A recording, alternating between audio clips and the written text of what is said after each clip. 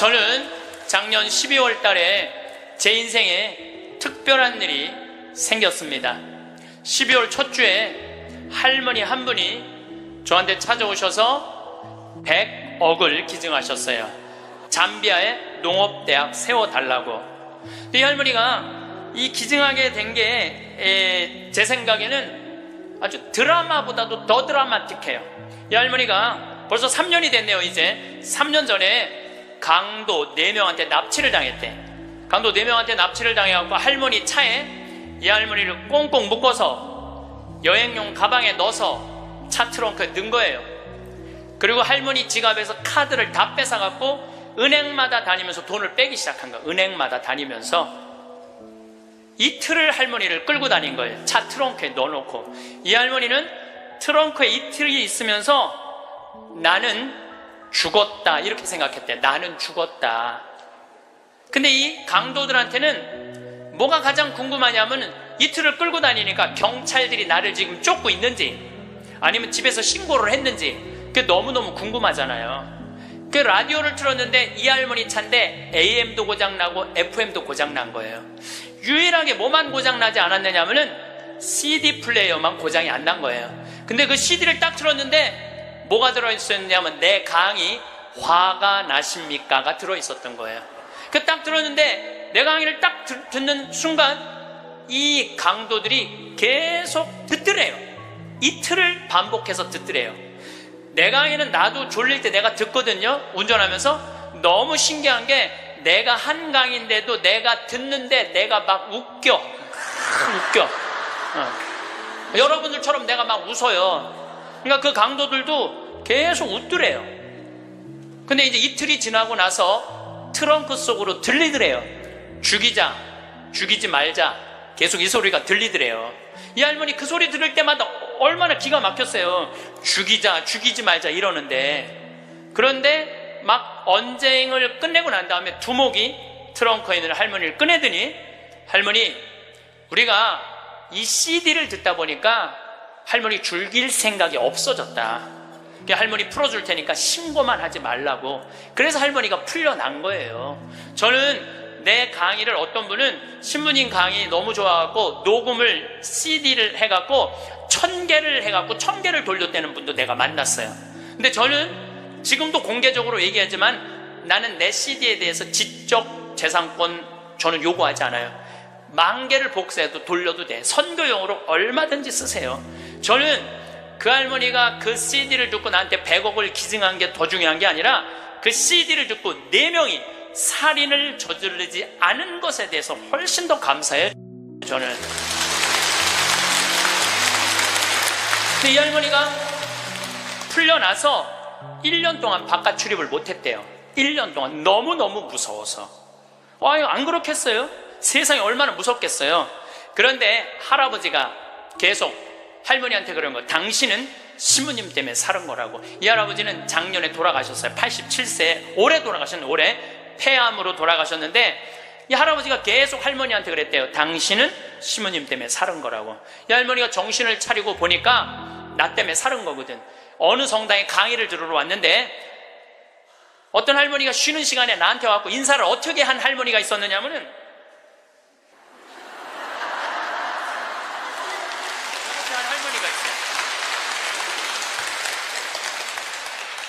이렇게 인사를 한 할머니가 있어요. 나는 그 할머니가 그때 그 할머니인지 몰랐어요. 그 할머니가. 근데 그날따라 내가 잠비아 얘기를 참 많이 했어요. 잠비아 얘기를. 그러니까 이 할머니가 그 강의를 들으면서 내가 만약에 죽었다면 그때 그 많은 재산이 하늘로 다 없어졌을 텐데 저 신부님 때문에 살아났으니까 저 신부님이 원하는 일을 내가 해드려야 되겠다. 그리고 100억을 할아버지 빌딩 50억, 할머니 빌딩 50억 2개를 다 해서 정리를 해갖고 교구청에 봉헌을 하신 거예요. 기가 막힌 거죠. 세상에 그런 일이 어딨어요. 남들은 나한테 돈벼락 안 떨어지나 그러면 로또 한 번 맞는데 20억이랬는데 나는 5번이나 맞은 사람 로또를. 예. 물론 내 주머니에 들어오는 건 아니지만은. 그러니까 숙제가 생겼잖아요. 숙제가. 나는 느닷없이 그냥 할머니가 와갖고 잠비아에 농업대학 세우라. 난 농업대학 세워볼까? 그랬지 세우려고는 안 그랬거든요. 예, 세우려고는 안 그랬어요. 하고 나중에 거기다 농업대학 세워볼까? 이런 생각은 있었어요. 그럼 어떻게? 할머니한테 내가 말씀드렸어요. 할머니, 귀양농업대학 세울 거라면 거기 가셔서 어디다가 세울지는 구경을 하고 와야 되지 않겠느냐? 내가 할머니한테 그랬어요. 그래서 잠비아에 이번 1월 달에 비행기 27시간을 타고 82살 된 할머니 손을 붙잡고 이번에 잠비아에 다녀왔어요. 예. 근데 여러분들, 잠비아가 얼마나 큰 나라냐면 우리나라, 남한보다 7배 반이 커요. 7배 반이. 그리고 전체가 평지야. 전체가 평지고 전체가 숲이야, 숲. 그러니까 우리는 아프리카 그러면 막 사막, 그 다음에 막 먼지, 거기는 그런 거 하나 없어요. 그냥 숲만 정리해서 씨만 뿌리면 농장이 되는 데예요. 얼마나 비옥한지 몰라요. 얼마나 비옥한지. 누가 비가 안 오신대. 내가 할머니 모시고 간 보름 내내 비가 왔구만. 그러니까 안 가보고는 모르는 거, 사람이. 안 가보고는. 그러니까 가서 봐야 돼, 가서. 그러니까 예수님이 오죽 답답했으면은 제자들이 저분이 진짜 맞아? 저분이 뭐 하느님의 어린 양이야? 뭐 어쩌고 저쩌고. 그러니까 예수님 뭐라고 그래요? 와서 보시오. 유식한 말로 come and see 그러잖아요. 와서 보시오. 할머니 손을 붙잡고 내가 잠비아를 갔어요. 잠비아를 갔는데 시장을 이제 만나러 가잖아요. 무프리라라는 시를 이제 찾아가서 이 할머니가 10 밀리언을 기증을 해서 내가 여기다 농업대학을 세우려고 그러니 땅을 좀 줘라. 시장님을 만나러 갔어요. 전날, 시장님 만나러 가기 전날 내가 그 프란치스코 전교 봉사의 수녀님 성당 있는 마당에서 하늘에 대고 기도했어요. 하느님, 내일 시장을 만나러 가는데 내가 땅을 얼마를 달라고 그럴까요? 그러니까 정말로 하늘에서 두 말도 안 하고 하느님께서 나한테 이렇게 말씀하시더라고요. 3,000헥타르 딱 그러더라고요. 네, 3,000헥타르 알겠습니다. 그래갖고 내가 시장이 땅이 얼마가 필요하냐고 그러길래 내가 영어로 얘기해서 I need 3,000 헥타르 딱 그랬어요. 근데 시장이 눈이 이만한 거예요. 그렇게 큰 땅이 필요하냐는 거예요. 이게 몇 평이냐면은 900만 평이야. 그러니까 여의도가 80만 평인데 여의도 11배만한 땅이에요. 나도 그렇게 큰 줄 몰랐죠. 3,000헥타르가 그렇게 큰 줄. 나도 진짜 몰랐어요. 근데 진짜 하늘에서 3,000헥타르 딱 그러길래 내가 부른 거지. 나도 3,000헥타르. 그렇게 큰 땅은 상상도 못했어요. 근데 더 놀라운 건 시장님이 이렇게 말씀하시더라고요. 그렇게 큰 땅이 필요하냐고. 그런데 미안하지만은 우리 무프리나시 전체가 450만 평밖에 안 된다는 거예요. 줄 땅이 없다는 거, 줄 땅이. 그리고 시장 재량으로 줄 수 있는 땅은 300만 평밖에 안 된다는 거예요. 1,000헥타르.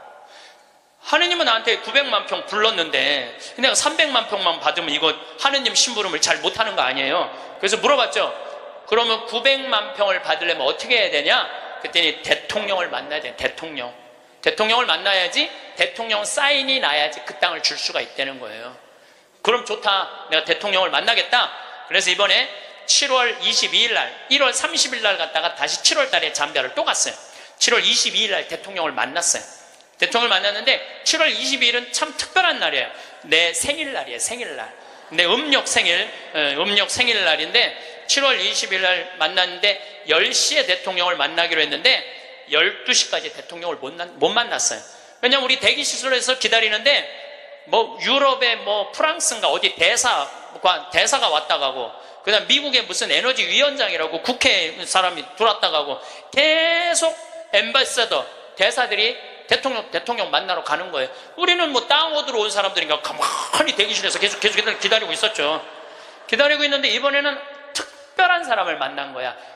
추장을 처음 본 거야. 추장. 여러분들 추장 본 적 없죠? 추장을 처음 봤어요. 내 태어나서 처음으로. 여러분들 추장님들은요 옷 벗고 안 다녀요. 우리가 잘못 알고 있는 거예요. 추장이 딱 들어오는데 추장이 먼저 안 들어와요. 경호원 2명이 딱 이런 양복 정장한 경호원이 딱 들어오는 거예요. 근데 딱 들어오는데 한눈에 추장인 줄 알겠더라고요. 모자를 탁 쓰고 여자 추장이야. 그것도 여자 추장이 딱 들어오는데 왕이 들고 다니는 홀을 탁 들고 들어오는 거야. 내가 그 대사들이 다 왔다 한 번도 안 일어났어요. 근데 그 추장이 딱 문 열고 들어오는 순간 저절로 일어나지더라고. 저절로. 왜냐하면요, 잠비아의 추장 정도면 어느 정도로 권력이 좋으냐면은 보통 추장 한 분이 가지고 있는 땅이 6억 평 정도 돼요. 부산시가 1억 4천만 평이에요. 부산시가. 그러니까 서울보다 더 큰 땅을 갖고 있는 거예요. 추장 한 분이. 그러니까 잠비아에서 추장님한테 잘못 보이잖아요. 그냥 쫓겨나는 거예요. 근데 어떻게 안 일어나? 저절로 일어나지는 거죠. 그러더니 나를 보더니 내가 로망칼라 했으니까 내 손을 나를 보더니 딱 웃으면서 땡큐. 수녀님들도 다 땡큐 하고 딱 만나러 가는 거예요. 그것도 대통령 추장님 만나고 나오면서 우리 또 나올 때 또 일어나죠. 추장님 만나고 그냥 가더라고요. 2시간 동안 사실은 추장님 왔다 갔다 하고 뭐 대사관들 왔다 갔다 하는 거 구경만 한 거야. 12시가 됐을 때 경호실에서 영접실로 오라고 그러더라고요. 그래서 영접실에 들어가서 거기서 1시간을 기다려요. 1시간을. 3시간 만에 대통령이 나타난 거예요. 대통령께서 딱 들어오시는데 우리를 딱 보더니 정말로 내 귀에 영어로 그러더라고요. I owe you an apology 그러더라고요. 사과하겠다는 아주 정중한 말이에요. 그 말이 사과하고 싶다고. 그러니까 내가 그 얘기를 딱 듣고 내가 진짜로 유창한 영어로 이렇게 말했어요. 진짜 유창한 영어로 Don't worry, I understand, because you are president of Zambia. 내가 그랬어요. 당신 잠비아 대통령이기 때문에 당신 바쁘기 때문에 내가 이해한다. 그러니까 대통령께서 막 웃으시더라고요. 그리고 이제 앉아서 제가 이런 얘기를 했어요. 나는 잠비아를 사랑한다. 왜 잠비아를 사랑하느냐 하면 잠비아는 부족 간에 분쟁이 없어요. 거기 전쟁이 없는 나라예요. 1,500만, 인구가 1,500만인데 서로 전쟁이 없어요. 그리고 전쟁만 없을 뿐더러 테러도 없어요. 그리고 이 나라가 영국으로부터 독립한 지 딱 내 나이야 51년 됐어요. 51년 됐는데 이 나라가 대통령 정권 이양이 계속 민주적으로 교체가 되는 거예요. 다 투표로. 참 특별한 아프리카의 평화로운 나라예요. 평화로운 나라예요. 그래서 나는 이 나라에는 투자를 하고 싶다. 그리고 또 할머니 한 분이 100억을 기증해서 여기다가 내가 농업대학을 세우고 싶다. 뿐만 아니라 농업대학뿐만 아니라 의대도 세우고 싶다. 의대도 세우고 싶은데 그것뿐만 아니라 환경도시를 건설하고 싶다. 저는 거기다가 환경도시를 건설하고 싶어요. 참 아름다워. 별도 너무너무 멋있고. 그래서 내가 여러분들 초대하고 싶어요. 별이라는 게 이렇게 아름다운 거구나. 그러니까 내가 땅이 좀 필요하다. 땅이 좀 많이 필요하다. 3,000 헥타르가 필요하다. 우리 대통령께서 들으시더니 수녀님들이 20년 동안 잠비아에 와서 봉사활동하고 있는 거 자기 알고 있대요. 그래서 고맙게 생각을 한다고. 그리고 자기도 에너지에 관심이 너무 많다고 중국 애들이 와갖고 구리를 다 뺏어가는 거예요. 잠비아가 구리 매장량이 세계 4위야. 세계 4위야. 그러니까 지금 중국 애들이 다 뺏어가는 거예요. 근데 뺏어가면서 그 전기를 거기 구리 캘 때 전기가 많이 들어가거든. 다 쓰는 거예요. 그런데 문제는 전기값도 안 내는 거예요. 중국 애들이. 너무너무 속상해하고 있더라고요. 그래서 내가 그때 말을 받아서 나는 중국 사람하고 다르다. 나는, 그리고 우리나라는 그 얘기도 했어요. 우리나라는 다른 나라 한 번도 침략한 적 없는 나라다. 다른 나라 거 뺏어온 적이 한 번도 없는 나라다. 그런데 나는 여기다가 정말로 세계적으로 아름다운 환경도시, 프로펠러, 윈드 프로펠러, 풍력 에너지, 그 다음에 솔라 에너지, 이거 여기다가 설치하고 싶다. 바람이 굉장히 많거든요. 그 나라가 해발 1,500m 있어요. 그리고 1,500m의 평지니까 바람이 얼마나 많아요. 그러니까 여기다가 이 기가 막히게 평화로운 국가의 아름다운 환경도시를 건설하고 싶다. 그래서 난 3,000헥타르가 필요하다. 나는 이런 말은 전부 다 한국말로 하고, 근데 내 옆에 이제 통역 교수를 데려갔죠, 내가. 김기영 교수님이라고 아주 마침 영국에서 공부를 한 교수님이에요. 영어를 너무너무 잘하시더라고요. 그래서 그 교수님이 다 통역을 해주고 대통령하고 얘기를 다 했어요. 대통령이 한 40분을 얘기를 했어요. 40분을 얘기를 했는데 이번에 사실은 평화방송에서 제 잠비아 활동을 찍으러 갔어요. 하이라이트가 뭐냐면은 대통령 만나는 거 찍는 게 하이라이트야. 그런데 내가 공식적인 외교적인 채널로 온 게 아니기 때문에 방송국은 못 들어온다는 거예요. 너무 속상하더라고요. 그걸 우리 국민들한테 보여주고 싶고 우리 교우들한테 보여주고 싶었는데, 근데 이제 거의 다 끝났는데 딱 얼굴을 돌려보니까 평화방송이 찍고 있는 거야. 그래서 나중에 어떻게 된 거냐고 물어봤더니 우리를 너무 오래 기다리게 해서 그런지 갑자기 경호실에서 들어가서 찍으라고 그랬다는 거예요. 나는 이렇게 대통령을 보고 있느냐고 앞을 못 봤거든요. 40분 동안 집중을 해야 되잖아요. 집중. 잘 못 알아들어도 알아듣는 척하고 막 이렇게 집중을 해야 되기 때문에 앞을 못 봤어요. 다 찍었다는 거예요. 다 찍었다는 거예요. 그래서 이번에 평화방송에서 성탄 특집으로, 제목이 내가 정확하게 못 들었는데 8월의 크리스마스라는 제목으로 그 잠비아 특집으로 방송을 할 거예요. 여러분 한번 보세요. 꼭 보세요. 그리고 이제 대통령께서 다 얘기가 끝나고 미안했는지 사진 찍자고 그러더라고요. 그래서 내가 딱 일어났는데, 대통령, 난 벌써 일어나는 거 끝났는데 대통령은 계속 일어나는 거야. 키가 보니까 2m야, 2m 대통령이 키가. 그래서 제가 진짜 이랬어요. 이렇게 고개를 들고 진짜 또 유창한 영어로 이렇게 얘기했어요. Too tall. 내가 그랬어. Too tall. 사진을 찍으려고 그러니까 내가 너무 키가 작으니까 안 되겠어. 그래서 내가 영어로 얘기했어요. I need lift 올리겠다. My heel, 뒤꿈치를 올리겠다. 내가 그러니까 대통령이 박장대소를 하시는 거예요. 그래갖고 대통령이 한 우리 간 직원들, 이제 우리 수녀님들 다 뭐 10분하고 사진, 우리 저기 평화방송 스태프들하고도 다 찍어주셨어요. 너무너무 즐거우셨나 봐요. 그래갖고 이제 근데 이제 그 땅을 받으려면 2년을 기다려야 된대요.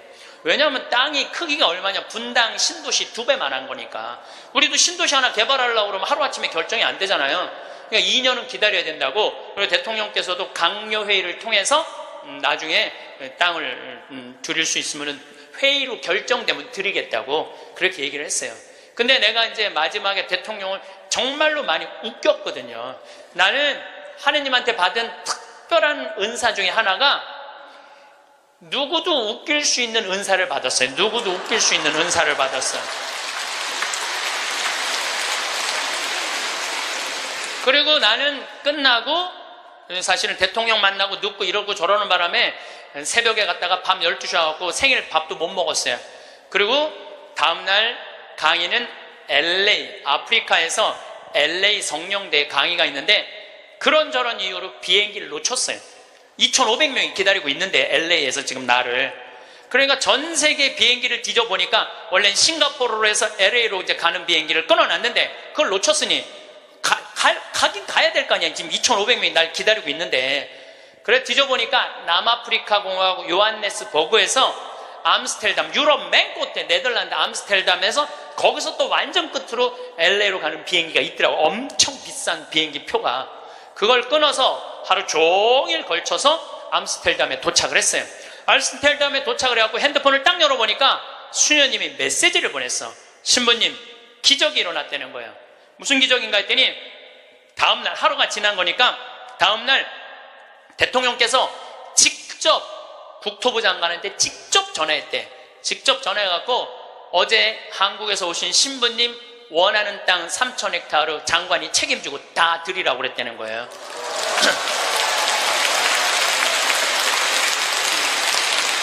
그리고 일주일이 이제 성령대 이제 강의가 다 끝나고 일주일이 지났는데 수녀님이 또 메시지를 보냈어. 신부님, 우리들 지금 국토부 장관 만나러 다시 서울로, 루사카로 간다는 거예요. 거기 서울까지 가는데 10시간 걸리거든요. 루사카로 간다는 거예요. 그럼 점점 일이 빨리 진행이 되는 거죠. 근데 나는 2년 기다려도 돼요. 왜냐면 나는 지금 110살까지 살 거니까 뭐 2년 못 기다려. 난 마음이 느긋했어요, 사실은. 그리고 이제 한 달 반 동안 캐나다, 미국, 엘래스카 강의 끝나고 한국으로 9월 1일 날 들어왔는데 7월 16일 날 나가서 한국으로 9월 1일 날 들어왔는데 내 책상에 선물이 어떤 선물이 왔느냐면 그 3,000헥타르 측량까지 다 끝나고 지적도가 딱 온 거예요. 지적도가. 그 사이에 한 달 반 사이에 그 땅을 다 받은 거예요. 근데 그 땅이 어떤 땅이냐면 내가 원하는 땅을 다 준 거야. 거기에 유칼립투스, 소나무 이렇게 굵은 거 어마어마하게 산림청에서 심어놓은 거 다 준 거, 그 땅. 그리고 강이 2개가 흘러요, 그 안에. 근데 수량이 굉장히 많아, 수량이. 완전 건기인데도 요거 지금 한 칸 되는 개울 강이죠. 거기는 강이 한 칸 되는데 2m 정도 되는 물이 철철철철 흐르더라고. 그리고 그 강 끝에 습지가 있는데 그 끝에 악어들이 굉장히 많은데 그 악어까지 다 주신 거야. 악어까지. 그 악어까지 다 주신 거야. 그래서 내가 그거를 받고 너무 행복하더라고. 그래서 우리 수원교구 교구장인 이용훈 마티아 교구장님한테 주교님, 제가 이러이러한 일로 잠비아에 지금 농업대학을 세우기 위해서 이제 수원교구 해외 선교 사업으로 이 농업대학을 세우고 싶은데 여기까지 진행이 됐습니다. 그랬더니 우리 교구장 주교님이 그 말을 들으시더니 아이고, 우리 황 신부님은 그거 하려고 그러면은 150살까지는 살아야 되겠다고 40년을 연장을 시켜주시더라고요. 그런데 여러분들, 오래 사는 건 중요한 게 아니에요. 단 하루를 살더라도 사는 것처럼 살아야죠. 하루를 살더라도 사는 것처럼 살아야죠. 여러분들 80살서부터 90살까지 10년 동안 뒷방에서 이러고 살면은 그 10년이 의미가 있어요, 없어요? 의미가 없어요. 삶은요, 재미도 있고 의미도 있어야 돼요. 뒷방에 앉아갖고 재미도 없고 의미도 없으면 그건 의미가 없는 거예요. 그래서 사는 것처럼 살아라. 귀양 살라고 그러면은, 달걀 중에 유정란이 있고 무정란이 있어요. 똑같은 달걀인데 어떤 달걀은 뿅아리를 까고 어떤 달걀은 뿅아리를 못 까요. 참 그거 구분하기 어렵대요. 유정란인지 무정란인지. 똑같은 달걀인데, 근데 사람도요, 유정란이 있고요, 무정란이 있어요. 똑같이 인생을 사는데 이 사람은 무정란이야. 생명이 없는 사람이 있어. 매일 죽는다는 소리 입에 그냥 달고 다니는 사람이 있어요. 근데 어떤 사람은 유정란이 있어. 난 너무 행복해. 난 너무 감사해. 난 사는 게 너무 즐거워. 이 사람들은 유정란하고 무정란 구분법을 알려드릴게요. 첫 번째, 저 사람이 유정란인지 무정란인지 구분하는 첫 번째 방법은 뭐냐면, 이 사람이 웃느냐 웃지 않느냐에 따라서 유정란이냐 무정란이 구분돼요. 여러분들 하루 종일 같은 모임에 다니는 친구들이 있어. 같이 밥도 먹고 여기 만나러도 가고 여기저기 구경도 다녀. 근데 다 웃는데 딱 한 사람만 남들이 웃어도, 이런 사람 있어요, 없어요? 꼭 있어요. 그 사람 무정란이에요. 이 사람은 밥 먹는 게 즐겁지도 않고 대화하는 게 즐겁지도 않은 거야. 그 사람이 웃긴 말해도 하나도 귀에 안 들어와. 그 사람 왜 안 웃는지 알아요? 상대방을 무시하려고 안 웃는 게 아니에요. 이 사람이 왜 안 웃느냐면은, 이 사람 머릿속은 이런 생각밖에 없어. 남편하고 이혼을 해봐라. 조이팔한테 1억을 투자했는데 그거 어떻게 찾아? 이러니까 웃을 수가 없는 거예요. 아들이 하나 있는데 새벽 4시까지 게임을 하고 낮 5시에 일어나. 이런 사람은 웃을 수가 없는 거예요. 이 사람은 뭐가 가득한 사람이냐면 근심 걱정이 가득한 사람이에요. 근심 걱정이 가득한 사람은 웃을 수가 없어요. 근데 여러분들이 근심한다고 단 하루라도 생명을 연장할 수 있어요? 걱정하지 말라고 예수님이 마태복음 6장에 말하잖아요. 걱정하지 말아라. 너희들은 오늘 일은 오늘로 족하다. 무엇을 먹을까, 무엇을 마실까, 무엇을 입을까 걱정하지 마세요. 그러니까 여러분들은 걱정하지 말고 그냥 웃고 사세요. 웃음은 기적의 시작입니다. 저는 차쿠아 룽가 대통령께서 마지막에 박수를 치고 웃는 모습을 보고 저분이 나 땅 주겠구나 그런 생각이 들었어요. 왜냐하면요, 웃음은 기적의 시작이에요. 웃음은 기적의 시작. 또 여러분들,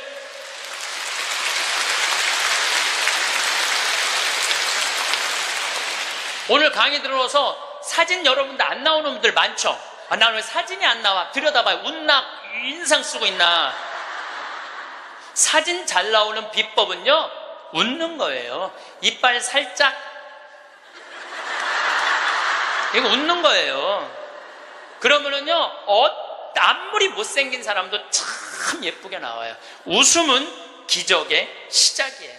그런 사람은 유정란으로 살 수 있어요. 유정란, 무정란 두 번째 구분법은 뭐냐면은 감동하느냐, 감동하지 않느냐예요. 여러분들 어떤 사람도 보면 뭐 맛있는 거 막, 아우 맛있다, 정말 맛있다, 막 이렇게 좋아하는 사람 있죠? 뭐 신난다, 뭐 공연을 봐도 너무 멋있다, 이런 사람 있죠? 그런 사람이랑 같이 다니면 다닐만 해요. 네. 저는 이번에 미국 강의 중에 유타라는 곳을 여행을 했어요. 일주일 동안. 유타는 뭐냐면 여러분들 서부 영화 보면 막 쫙 빨간 돌산이 막 하늘 높이 서 있고 이런 거 있죠?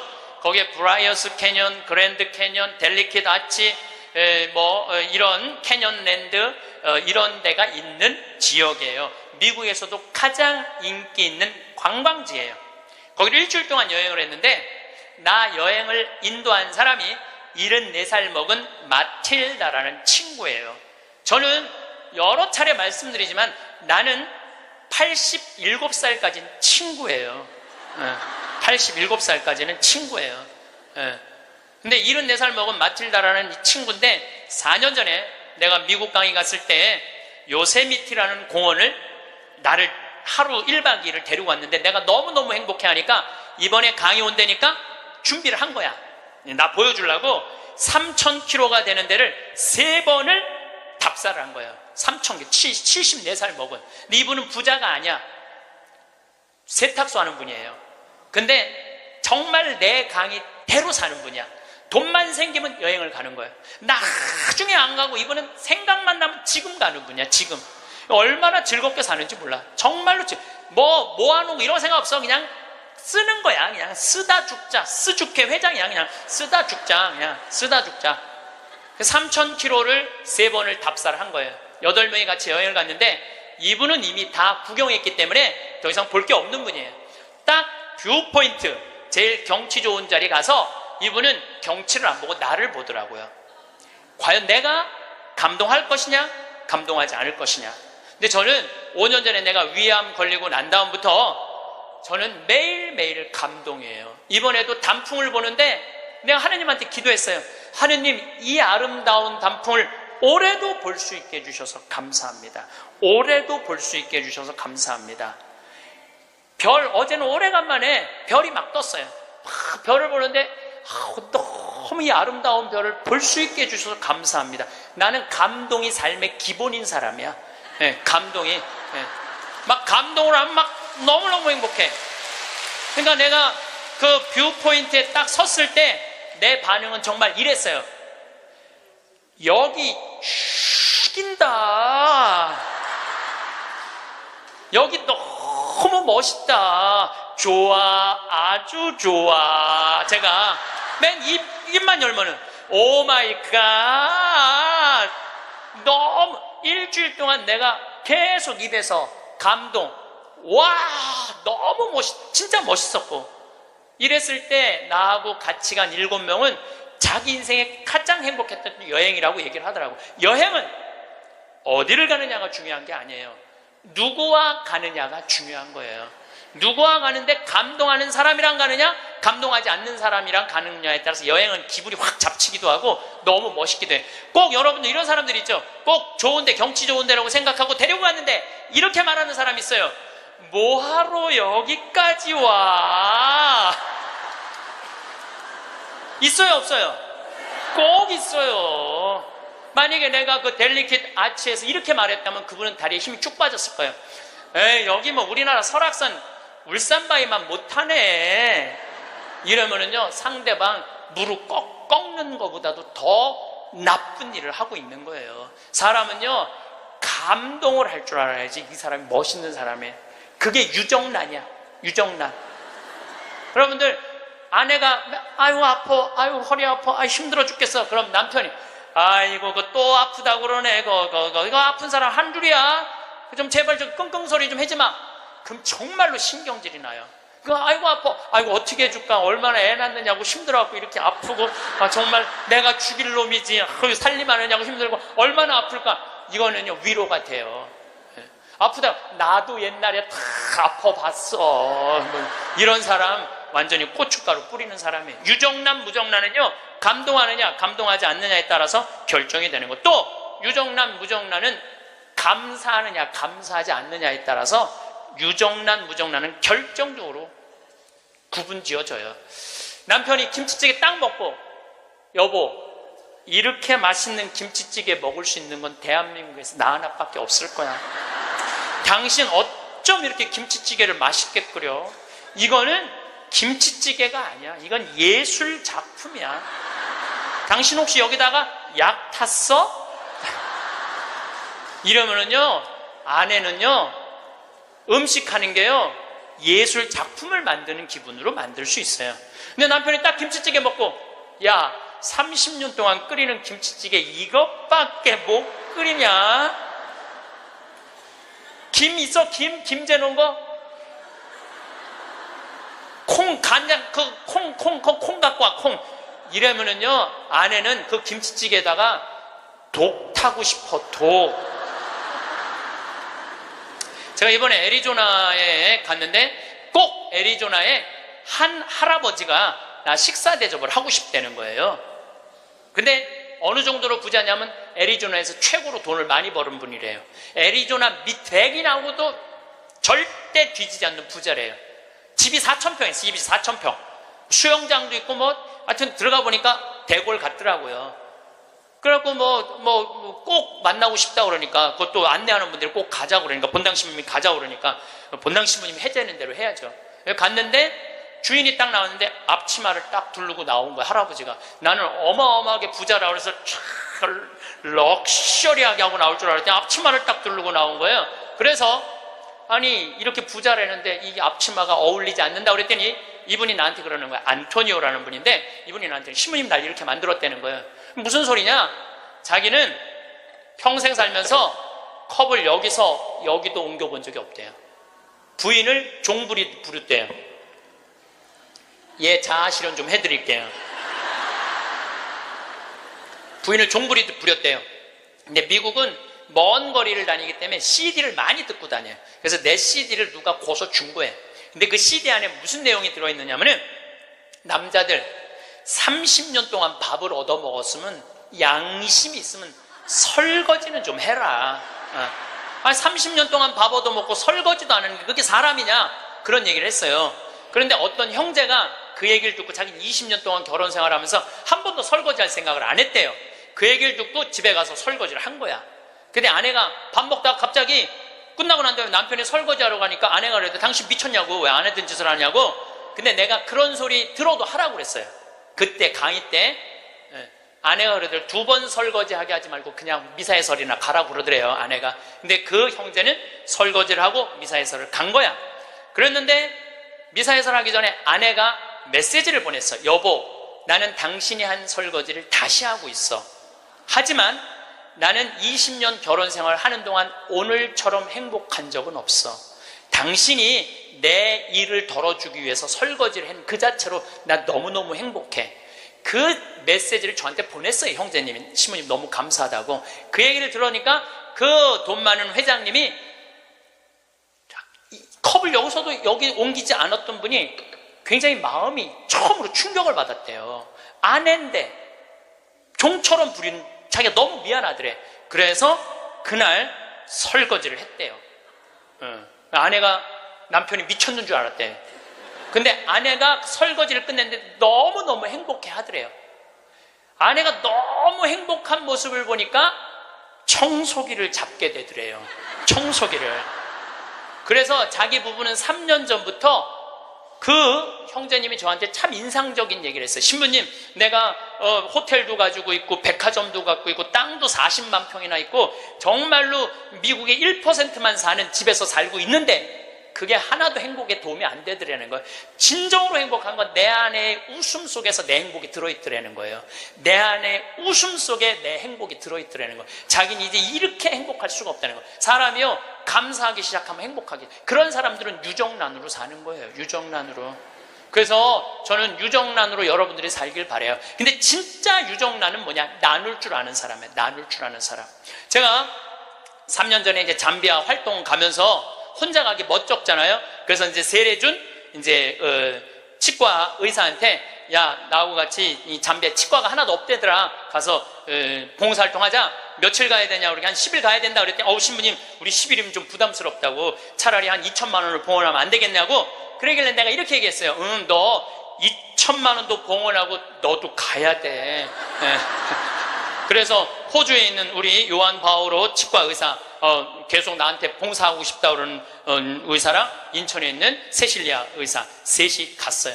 거기는 의사가 없으니까요, 어떻게 오느냐면 하루 전날부터 트럭을 타고 오는 거예요. 20명씩.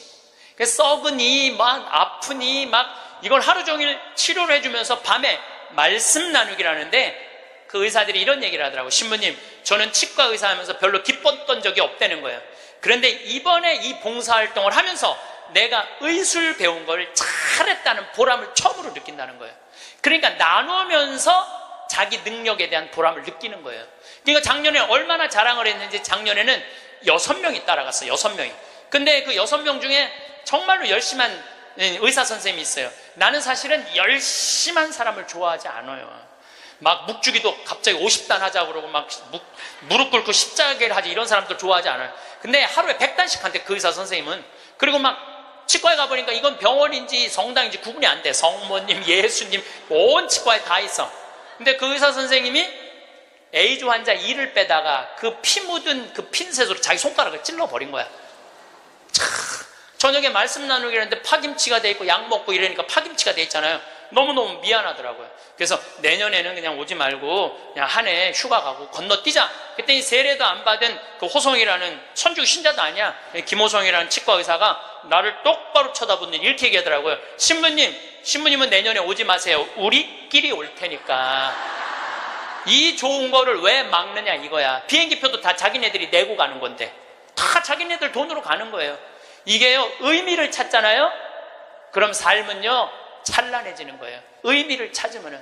그래갖고 올해는 의사 선생님들이 8명이 갔어. 내년에 데려가 달라는 의사가 4명이야. 4명, 12명. 기적은요 억지로 만들려고 이루어지는 게 아니에요. 그냥 하느님이 이루어 주시는 거예요. 나눌 때 기적이 일어나는 거예요. 그런데 저는 거기다가 이제 농장도 20만 평 이제 꾸며줬어요. 농장도 20만 평 꾸며주고 닭장도 해갖고 1000마리 팔던 거 이제 2000마리씩 다달이 판대요. 그런데 소를 못 키우겠는 거야. 소를. 저 소만 키우면 이제 거긴 다 이제 내 꿈이 다 이루어지는데. 근데 우리 평창 군수님이 대관령 한우협회 11년 동안 조합장 하다가 군수님이 된 거야. 그분하고 밥 먹을 때마다 이런 생각이 드는 거예요. 저분을 모시고 가면 소 키우는 건 해결될 텐데 군수님을 하고 있으니 모시고 갈 수가 있어야지. 그래갖고 내가 밥 먹을 때마다 속으로 이런 생각을 했어요. 다음 선거에 좀 떨어져라, 이런 생각을 했어요. 근데 작년 7월 달에 지방선거를 했는데, 파라과이 내가 강의 중에 지방선거 결과 발표하는 날이야. 딱 열어보니까 결과를 보니까 떨어졌어. 그래서 내가 축하한다고 메시지 보냈어요. 축하한다고. 그리고 이번 할머니 모시고 갈 때 같이 가자고. 모시고 딱 갔는데 내가 옥수수를 4만 평을 심어놨거든요. 그걸 보더니 이 군수님이 그러더라고요. 신부님 걱정하지 말라는 거예요. 이거 사일리지 하면 된다는 거, 소사료로 만들면 된다는 거예요. 그래서 이거 해달라고 그랬더니 3번을 가셨어. 잠비아를 싹 해갖고 소를 먹이는데 소들이 너무너무 잘 먹는 거예요. 그걸 하려면 1억이 드는데 300만 원으로 1억을 만들어낸 거야. 그러니까 능력 있는 사람들이 필요한 거예요. 그래서 이번 여름에 내가 꼭 소를 한 마리씩 잡거든요. 수님한테 소 한 마리 내놓으라고 그러니까 $1000를 주고 내가 달라고 그러거든요. 안 된다는 거예요. 소를 내가 32마리를 사줬는데, 신부님, 황소가 한 마리, 암소가 32마리인데 안 된다는 거예요. 한 마리도 못 내놓는다는 거예요. 왜 못 내놓느냐고 그러니까 32마리 암소가 전부 다 애를 가졌다는 거예요. 애를. 그래서 못 내놓는다는 거예요. 그래서 내년에는 소가 500마리까지 늘릴 수 있다는 거예요. 1000마리까지 키울 수 있는, 1000마리까지. 근데 이 군수님이 저한테 이런 얘기해요. 신부님 너무 감사하다는 거예요. 뭐가 감사하냐 그러니까, 보통 우리 선거 떨어지면은 아들은 감옥에 가고 부인은 이혼하자고 자기 목맬 생각 한다는 거예요. 그런데 떨어졌을 때 축하한다고 메시지 보낸 건 신부님 하나라는 거예요. 그런데 여기 막상 와서 보니 너무 좋다는 거예요. 너무너무 자기 인생의 의미가 생긴다는 거. 좀 너무너무 신난다는 거예요. 이번에 또 캐나다에 가니까 다니엘이라는 73살 먹은 할아버지가 회사가 3개나 있어. 설계 회사가. 당신도 참여하고 싶다고. 헬스장에 지금 다닌다는 거예요. 자기는 도시 설계팀이 있어서 신부님 거기 세계 최고의 환경도시를 세워줄 수 있다는 거야. 이분이 누구냐면 요한 바오로 2세 교황님이 캐나다에 방문했을 때 제대를 설계하신 분이야. 얼마나 능력 있는 분인지 몰라요. 또 한국에는 김원이라는 건축가가 있어요. 독립기념관 세우신, 우리 이제 은퇴하셨는데 여기 해화동에 큰 빌딩 있죠. 거기 그분도 은퇴한 설계사님들이 동참하겠다는 거예요. 이게 기적이 일어나는 거예요. 기적이. 나눌 때. 그러면은 여러분들은 나도 참여하고 싶은데 신부님 나는 안 될까요? 여러분들도 참여했어요. 내가 할 줄 아는 게 뭔데요? 여러분들 할 줄 아는 게 왜 없어요? 내년에 60명 가면은 밥 해줘야 되잖아요. 밥. 근데 이번에 60부터 64살 되신 분 4분이 따라갔어요. 아줌마들이 애들 밥 해주려고 농장 꾸미는데 이분들이 나한테 한 얘기가 그 얘기예요. 신부님, 내가 60평생을 살면서 이렇게 찬란한 인생이 처음이라는 거예요. 찬란한 인생이. 그래서 여러분들 이제 제발 내 집, 내 자식 그런 이기적인 것에서 벗어나서 정말 유정란의 삶을 살고 싶으면 나누셔야 돼. 마지막 삶과 함께 결론을 좀 말씀드리고 싶어요. 레오나르도 다빈치가 모나리자를 하루아침에 그렸겠어요? 수도 없이 찢었을 거예요. 수도 없이. 그리고 그 멋있는 작품을 남긴 거예요. 여러분들도 인생 살면서 실패하고 잘못하는 거 참 많으시죠?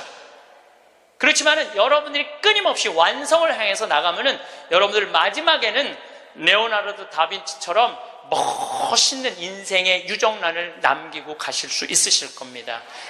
감사합니다.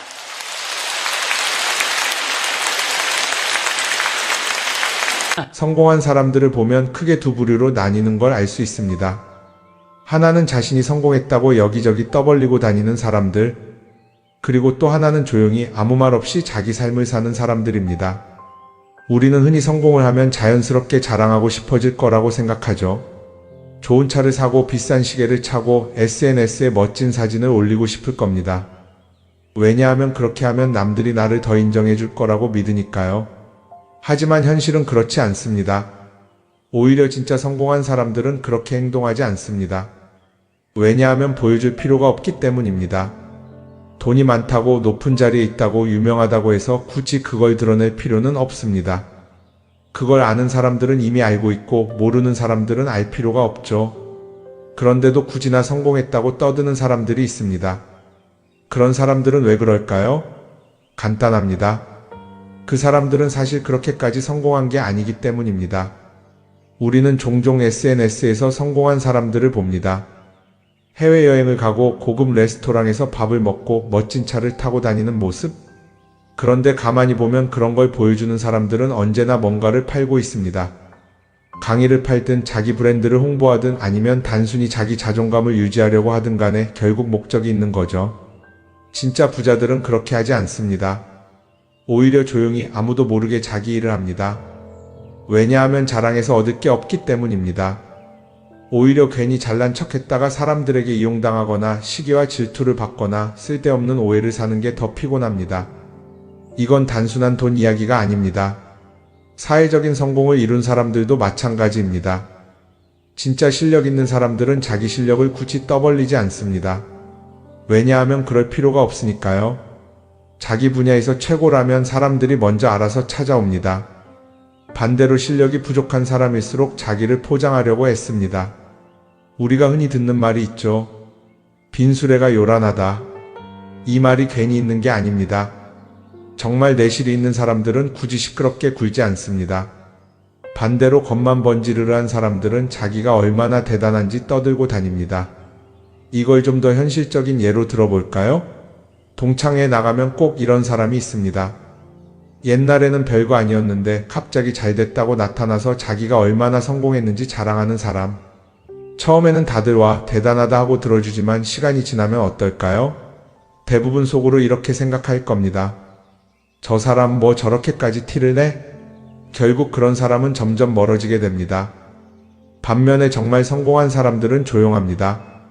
굳이 자기가 어떻게 살고 있는지 설명하지 않죠. 그런 사람들은 오히려 주변에서 먼저 알아보고 자연스럽게 존경을 받습니다. 그게 진짜 성공입니다. 그럼 우리는 어떻게 해야 할까요? 내가 뭔가를 이루었을 때 굳이 남들에게 알릴 필요가 있을까요? 물론 가까운 사람들에게 좋은 소식을 전하는 건 좋습니다. 하지만 굳이 모든 사람들에게 나 이렇게 잘 살고 있어요 하고 알릴 필요는 없습니다. 그런 행동은 결국 나에게 득이 되지 않습니다. 성공이라는 건 원래 조용한 겁니다. 내가 잘 되고 있으면 주변 사람들이 자연스럽게 알게 됩니다. 굳이 내가 말하지 않아도 내 행동과 태도에서 묻어나오게 되어 있습니다. 그러니 굳이 보여주려고 애쓰지 마세요. 오히려 그게 더 진짜 성공한 사람의 태도입니다.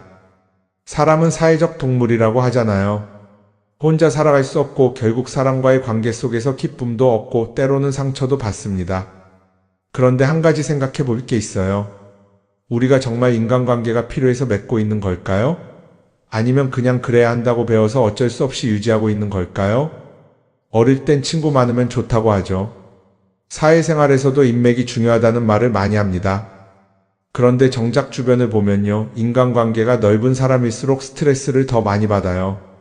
전화벨이 울릴 때마다 이번엔 또 무슨 부탁일까 싶고 단체 채팅방에서 메시지가 올 때마다 이걸 또 어떻게 대답해야 하나 고민하죠.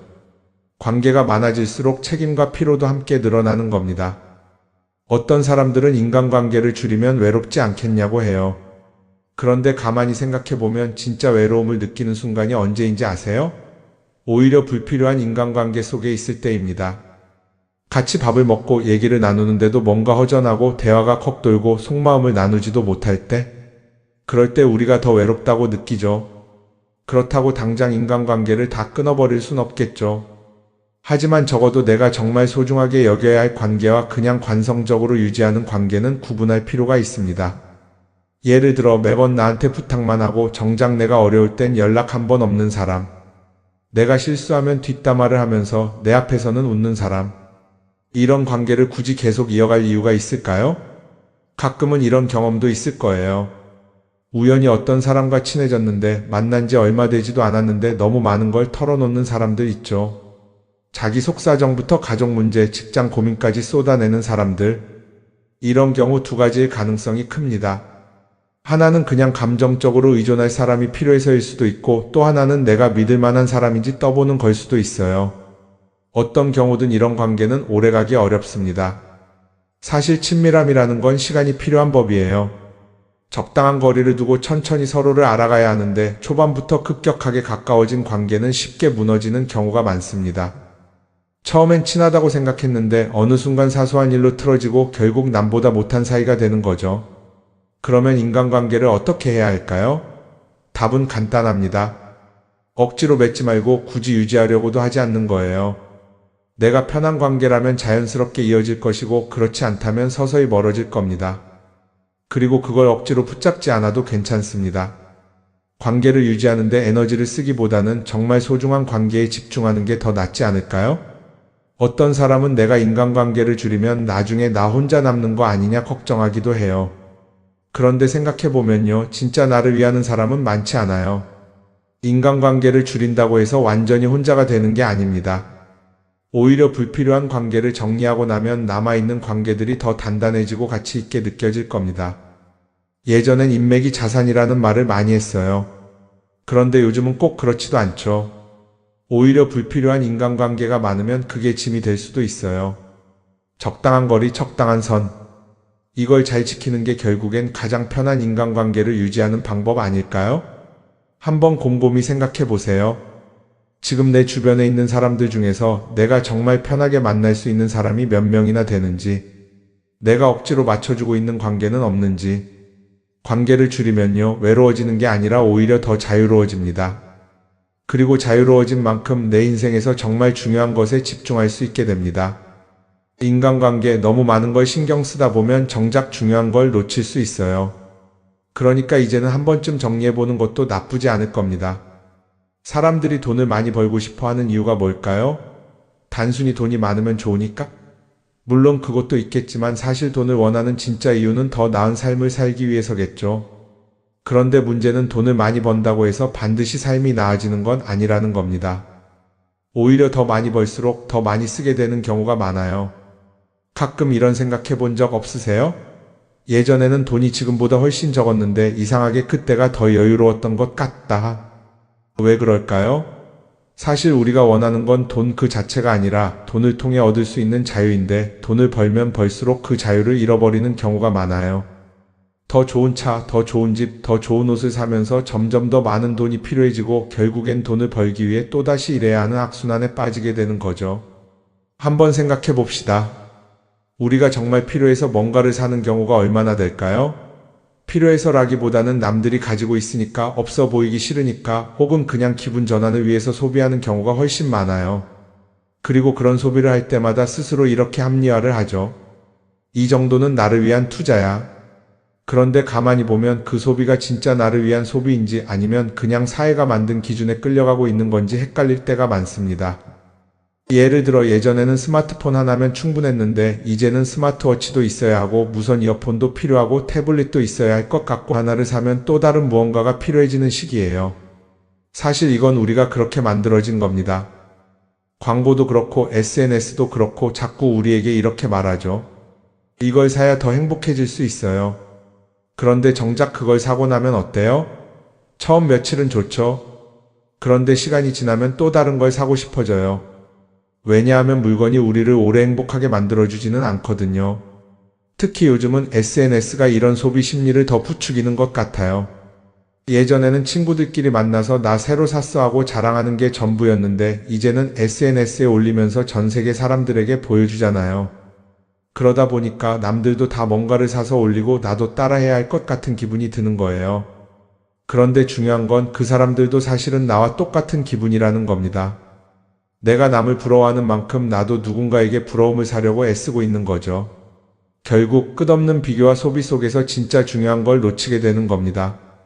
한번 이렇게 생각해보면 어떨까요? 만약 내가 지금부터 딱 1년 동안 불필요한 소비를 하지 않는다면 내 삶이 어떻게 변할까?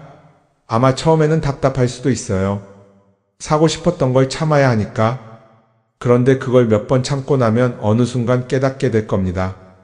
내가 굳이 이걸 안 사도 괜찮네?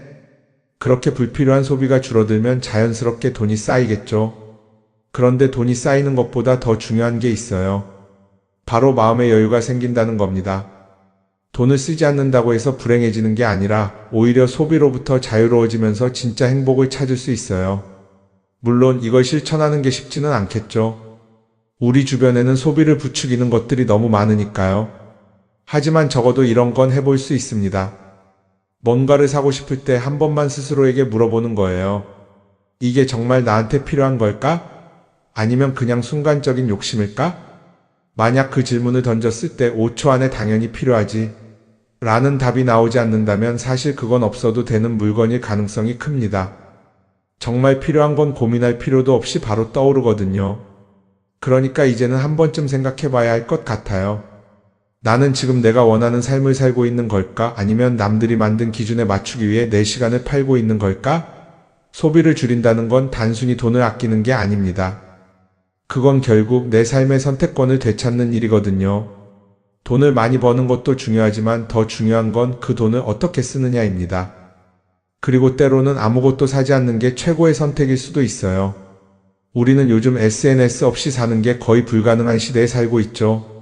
아침에 눈 뜨자마자 휴대폰을 확인하고 출근길에도 SNS를 보고 잠들기 전까지도 계속 들여다봅니다. 그러면서 남들이 어떻게 사는지 보고 나도 모르게 비교하게 되고 때로는 초조해지기도 하죠. SNS에 올라오는 사진들 한번 보세요. 맛집에서 멋진 음식을 먹고 해외여행을 다니고 좋은 옷을 입고 성공한 삶을 사는 사람들. 그런데 가만히 보면 이 사람들이 정말 행복해서 저런 사진을 올리는 걸까요? 아니면 그냥 행복해 보이고 싶은 걸까요? 실제로 SNS에 가장 많이 올라오는 사진이 뭔지 아세요? 남들이 부러워할 만한 순간들입니다. 집에서 편하게 쉬고 있는 모습이나 출근길에 지친 얼굴, 어제 먹다 남은 배달 음식 사진 같은 건 잘 안 올리죠. 대신 멋진 레스토랑, 명품 가방, 고급 호텔 같은 것들이 올라옵니다. 왜 그럴까요? 결국 SNS는 보여주기 위한 공간이기 때문입니다. 여기서 중요한 게 있어요. 우리가 SNS에서 보는 건 그 사람의 삶 전체가 아니라 편집된 일부 장면이라는 겁니다. SNS는 마치 한 편의 다큐멘터리나 영화처럼 잘 꾸며진 장면들만 보여줍니다. 그런데도 우리는 그걸 보면서 아, 저 사람은 나보다 더 행복하구나 하고 착각하죠. 예를 들어 SNS에서 한 친구가 해외여행을 가서 아름다운 풍경을 찍어 올렸다고 해볼게요. 우리는 그걸 보면서 부럽다, 나도 저렇게 살고 싶다라고 생각하겠죠. 그런데 정작 그 친구는 사진을 찍고 나서도 일 때문에 스트레스를 받고 있을 수도 있고 여행 비용을 감당하느라 카드가 걱정을 하고 있을 수도 있습니다. 그 부분은 우리는 알 수가 없죠. 그런데 문제는 이렇게 남들과 비교하는 습관이 쌓이면 결국 내 삶이 초라하게 느껴진다는 겁니다. 원래는 그냥 조용히 살아도 괜찮았는데 SNS를 보고 나면 나만 뒤처지는 것 같고 뭔가를 더 해야 할 것 같고 괜히 불안해지죠. SNS는 기본적으로 사람들의 비교 심리를 자극합니다. 남들이 가진 걸 나도 갖고 싶게 만들고 남들이 하는 걸 나도 해야 할 것 같은 기분이 들게 만들죠. 그러다 보니 필요하지도 않은 걸 사게 되고 무리해서라도 화려한 곳에 가게 되고 남들에게 보여주기 위해 사는 삶을 살게 됩니다. 그럼 어떻게 해야 할까요? 사실 정답은 간단합니다. SNS에서 보이는 것들을 곧이곧대로 믿지 않는 것입니다. 그리고 더 중요한 건 남과 비교하는 걸 멈추는 것이에요. 어떤 사람이 비싼 차를 타고 다닌다고 해서 그 사람이 꼭 행복한 건 아닙니다.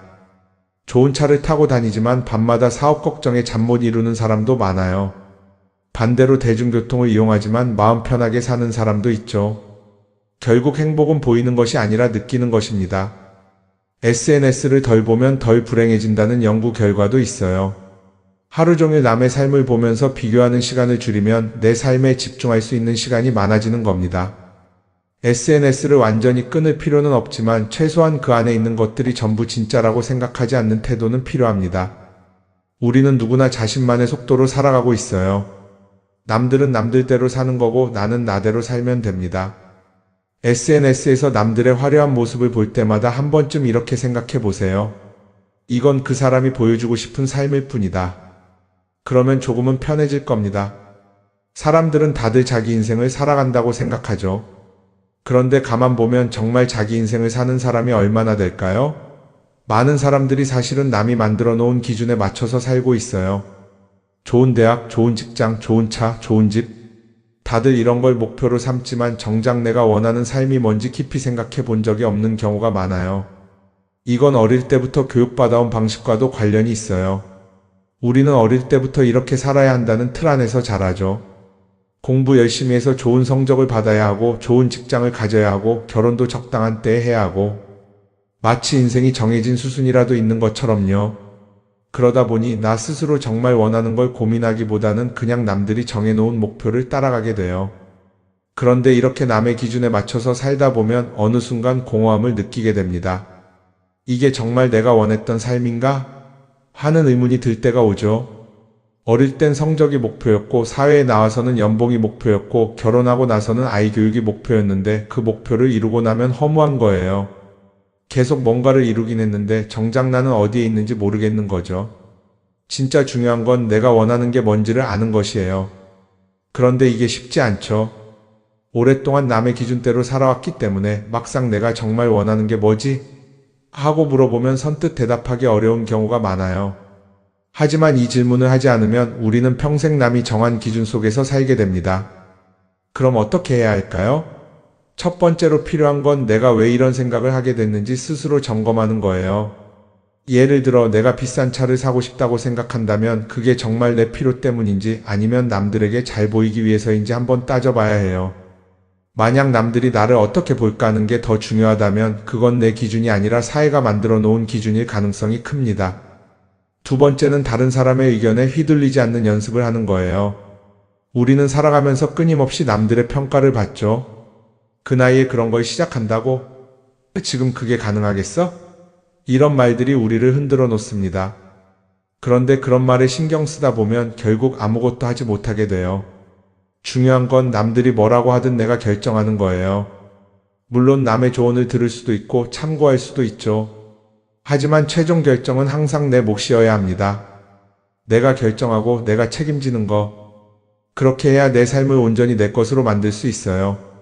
세 번째는 내가 한 선택에 책임지는 자세를 가지는 거예요. 많은 사람들이 무언가를 선택하고 나서도 후회하죠. 괜히 이걸 했나? 이 선택이 잘못된 건 아닐까? 그런데 한 가지 확실한 건 후회한다고 해서 과거가 바뀌지는 않는다는 거예요. 내가 한 선택이라면 그 선택이 틀렸다고 해도 받아들이고 그 안에서 최선을 다하는 게 더 중요해요. 이렇게 말하면 그럼 실수하면 어떡하죠? 라고 걱정하는 분들도 있을 거예요.